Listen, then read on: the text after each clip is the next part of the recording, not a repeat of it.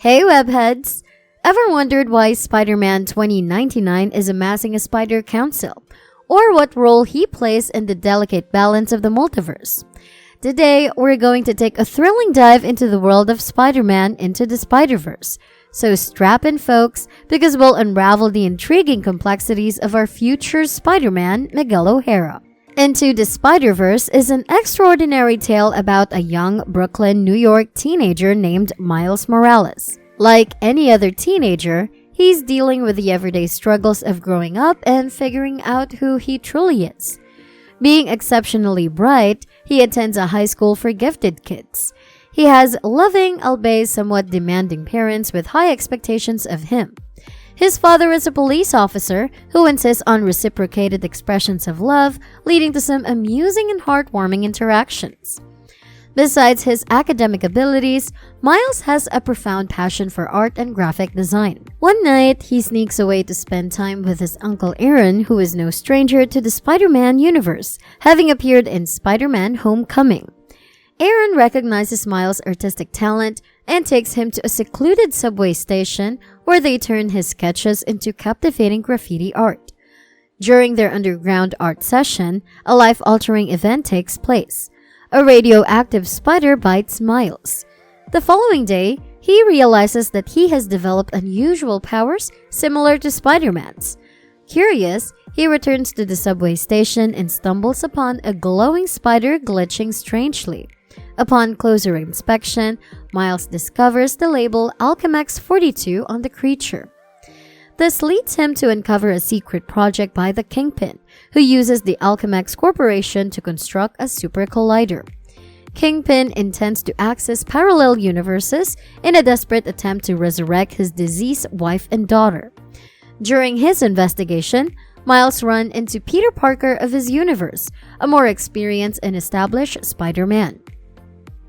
A showdown ensues between Peter Parker and the Green Goblin, reminiscent of the Ultimate comic series where the Goblin was responsible for Spider-Man's demise. During the battle, the Super Collider is activated, dragging Spider people from various universes into Miles' world due to their shared altered DNA from radioactive spider bites. Among the newcomers is Peter B. Parker, a discouraged and washed-up version of Spider-Man whose life didn't turn out as gloriously as expected. He's struggling with personal losses, including the deaths of Aunt May and his divorce from Mary Jane. Nevertheless, his experience and knowledge prove invaluable to Miles. Gwen Stacy, or Spider-Woman, also finds herself in Miles' universe. She was bitten by a radioactive spider in her world, and her friend Peter Parker turned into the monstrous lizard. Miles and Gwen form a strong bond throughout the movie. Although initially dismissive of Miles due to his lack of control over his powers, Gwen becomes a constant supporter and confidant. Other members of the diverse Spider Squad include Penny Parker, a girl with a telepathic connection to a radioactive spider that operates a giant robot built by her father. Then there's zany Peter Porker, or Spider-Ham, a cartoonish pig bitten by a radioactive spider, and the hard-boiled Spider-Man Noir, brought to life by Nicolas Cage. The story turns dark when the original Spider-Man of Miles' universe, Peter Parker, gets caught in the Super Collider, causing a massive explosion. He takes a fall and succumbs to his injuries, dying at the hands of Kingpin. Peter B. Parker becomes a reluctant mentor to Miles, helping him harness his new powers and step into his role as the new Spider-Man.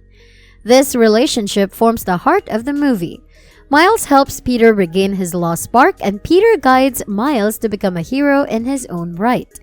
It's a wonderful narrative of growth, rediscovery, and friendship, redefining the essence of being a Spider-Man. As our heroes headlong into their mission to thwart Kingpin's plans, they encounter numerous iconic Spider-Man villains, but with intriguing new twists. Among them is the smart and resourceful Olivia Octavius. While her friends simply call her Liv, her enemies know her better than Doc Ock. A surprising iteration of Matt Gargan, another antagonist, takes on the role of Scorpion, with his characteristic acerbic wit and cynicism. One of the story's most dramatic and heart-wrenching parts involved the character known as the Prowler. In an unexpected turn of events, it's revealed that this formidable adversary is Miles' uncle Aaron. This revelation emotionally strains Miles, particularly when Aaron, caught in a moral dilemma, refuses to execute his nephew, defying Kingpin's orders. In a fit of rage, Kingpin shoots Aaron and attempts to kill Miles too, but is stopped in the nick of time by Peter B.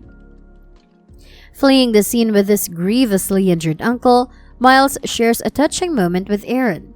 Aaron expresses his remorse in his dying breath and encourages Miles to continue his heroic journey. It's a poignant moment that speaks volumes about the complex web of relationships in Miles' life and the heartbreak and sacrifice inherent in his path to becoming a hero. Despite its multiverse narrative teeming with spider people, the essence of Into the Spider-Verse is an origin story for Miles Morales. It's a story of self-discovery, where Miles learns to navigate his new powers, grapples with the challenges of his personal life, and strives to find his true self. One of the pivotal points in the film is when Miles, still struggling to gain control over his powers, is left behind by the other spider people who set out to deactivate the Super Collider and confront Kingpin. They perceive Miles as a liability, given his inability to harness his powers effectively. However, this apparent rejection sparks a revelation in Miles. He realizes he doesn't need to fit into the shoes of this universe's Spider-Man, an adored hero with a grand public memorial, a high-tech spider cave under Aunt May's house, and even Aunt May's support in his crime-fighting pursuits. Miles understands that he doesn't need to emulate this Spider-Man. He just needs to become his own Spider-Man. Miles crafts his unique suit, embracing his individuality, donning a graffiti spider symbol as his emblem. He reunites with the rest of the Spider Squad, each member epitomizing their distinct personality and heroic traits. The film beautifully encapsulates the essence of the iconic Spider-Man phrase, "With great power comes great responsibility," and explores its applicability across the different spider personas, be it Spider-Man, Spider-Woman, or even Spider-Ham.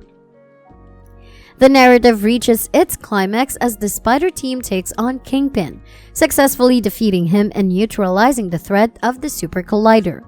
The victorious Spider heroes, each from their respective universe, bid their heartfelt goodbyes, marking the end of a thrilling, emotionally charged, and transformative journey. Despite being an animated feature, Into the Spider-Verse presents a deeply moving, intricate, and immersive narrative, demonstrating that the story's true power lies not in the flashy superpowers or dramatic showdowns, but in the personal growth and emotional depth and enduring spirit of its characters. It reminds us that being a hero is not about perfection or living up to others' expectations, but about being true to oneself and persisting in the face of adversity. The journey of Miles Morales is a testament to this, making Into the Spider-Verse an exceptional Spider-Man film, resonating with audiences far beyond its dazzling multiverse.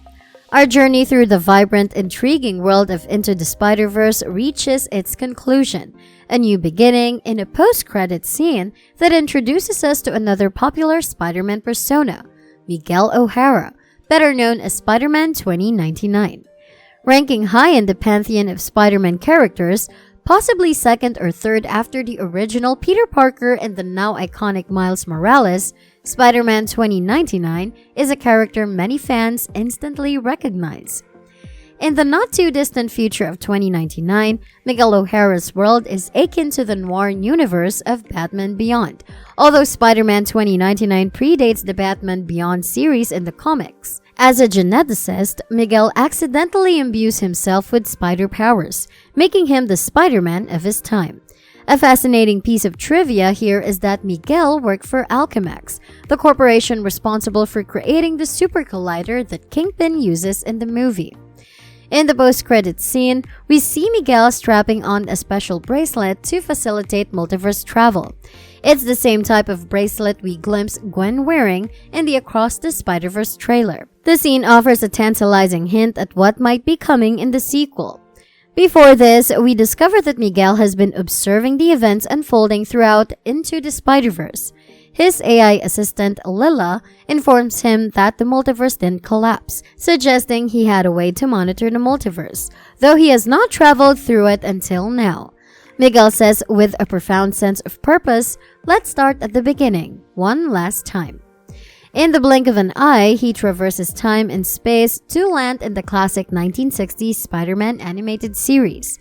He engages in a dialogue with the Spider-Man of that era, an interaction that humorously culminates in the two of them recreating the famous Spider-Man pointing meme. With its nostalgic charm and humor, this scene has been echoed in the recent Spider-Man No Way Home and in the trailers for Across the Spider-Verse. Miguel's statement to the 1967 Spider-Man, "I need you to come with me," is revealing. It suggests that what we are witnessing is the beginning of Miguel's mission to assemble a team of spider people from different universes. This tantalizing hint sets the stage for Across the Spider-Verse, hinting at the thrilling, multiverse-spanning adventures that await our spider heroes. In sum, the post-credit scene of Into the Spider-Verse is both an epilogue to a beautifully crafted narrative and a prologue to new adventures. It introduces us to the intriguing character of Miguel O'Hara, a new hero destined to shape future stories in this expansive, vibrant multiverse. The promise of more adventures, filled with new allies, formidable foes, and unprecedented challenges, leaves us eagerly anticipating the next installment in this extraordinary saga. The compelling question that lingers after our encounter with Miguel O'Hara is why? Why does Miguel, aka Spider-Man 2099, need to amass an assembly of spider people from across the multiverse? The most plausible theory is akin to the agenda of the Council of Kings and Miguel's multiversal observations. We've heard from the King in Quantumania and He Who Remains in the Loki series. In their own narratives, both claim that the multiverse was on the brink of devastation and needed to be salvaged. In the post-credits scene of Quantumania, we've seen the Council of Kings express grave concerns about the Avengers' knowledge of the multiverse possibly wreaking havoc on everything. Sony's Spider-Verse and the MCU's multiverse saga share a multiverse, indicating a correlation between these cinematic universes. Hence, it seems likely that Miguel, like the Kings, has witnessed the ominous signs of impending doom. Therefore, assembling a council of spider people to aid in preserving the Spider-Verse from collapsing seems logical. A fascinating twist could be a potential alliance between Miguel and the King. Perhaps there is a quid pro quo agreement. You help me and I won't conquer your universe. Could this be why Miguel seems perturbed by the events of No Way Home? It's possible that Tom Holland's Spider-Man might have unknowingly violated a pact between O'Hara and the Council of Kings, causing unforeseen consequences. Another compelling theory suggests that Miguel knows the potential disasters caused by multiverse travel, notably incursions. An incursion is a catastrophic event when the boundaries separating two universes erode, resulting in their collision and subsequent destruction. Alternatively, like the Kings, Miguel might hold a macro perspective of the universe. After observing the nearly infinite array of universes, he might have come to believe in the necessary sacrifice of a few universes to safeguard the survival of the majority. In this line of thought, the multiverse becomes a numbers game, a chilling yet potentially necessary reality. This viewpoint mirrors what we've heard Kang express. They burn the broken world and they make a new one. It resonates with Miguel's assertion. You have a choice between saving one person and saving every world. Miles, embodying the essence of Spider-Man, responds, "I can do both." Although Miguel is said to be the antagonist in Across the Spider-Verse, he doesn't necessarily have to be a villain. His actions might stem from heroic motives to rescue as many people as possible. Remember, the most intriguing villains are those who don't see themselves as the bad guys. So as we recap Spider-Man Into the Spider-Verse, we also venture into theorizing about the motives of Spider-Man 2099. What's his goal in forming a council of spider people? What will be the fate of the multiverse? The answers to these questions will unfold in the future, promising an exciting journey in this vast interconnected multiverse. And there you have it, folks. We've just unspooled some mind-bending theories about the role of Spider-Man 2099 and his grand master plan for the multiverse. But what lies ahead for Miguel and his council of spider people? And how will this affect the fate of the entire multiverse?